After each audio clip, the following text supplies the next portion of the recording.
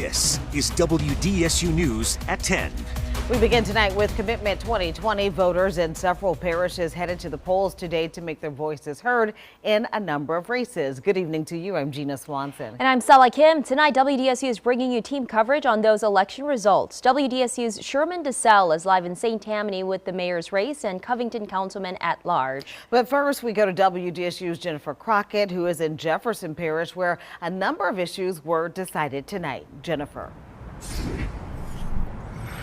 Right, and the big one is the sale of East Jefferson Hospital. Jefferson Parish is out of the hospital business with 95% of voters approving the sale of East Jefferson Hospital to LCMC Health. Let's take a live look now at the results now that all of the precincts are in. You can see there that 95% of voters approved. That's nearly 30,000 people on the East Bank of Jefferson Parish voting in favor of this hospital sale. LCMC already runs 5 other hospitals in our area. East Jefferson Hospital is valued at $205 million according to the parish. The voter-approved sale includes a $90 million in cash upfront payment, $15 million in performance-based payments, and $100 million in upgrades over 5 years.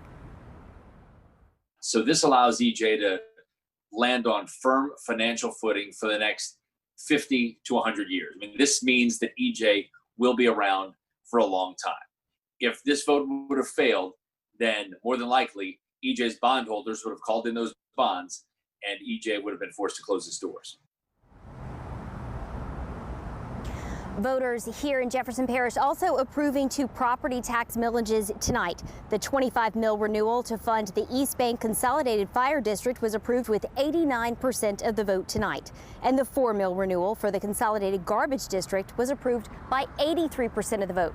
It's important for homeowners and property owners here in Jefferson Parish to know your property tax bill is not going to go up because of these new millage renewals. That's because they are renewed taxes, not new ones.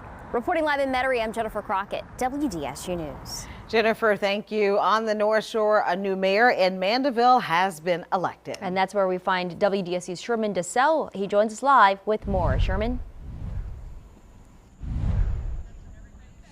Yeah, after a 4-month wait, a pandemic, a runoff, we finally have a winner. Republican Clay Madden is the winner of tonight's race. Congratulations to you. He joins us now with his beautiful family.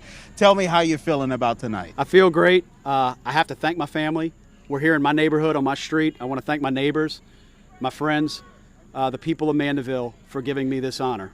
Yeah, you said you knocked on a lot of doors during this campaign. Knocked on a lot of doors, sometimes 2 and 3 times. Yeah, and what was the things that you heard and the things that you want to get started on? Traffic, economic development, getting some of these empty stores filled, and beautification is a big issue in Mandeville. All right, so you ready to get your hands dirty? I am. I want to thank my opponent's supporters as well. My number one thing is going to be to bring Mandeville together.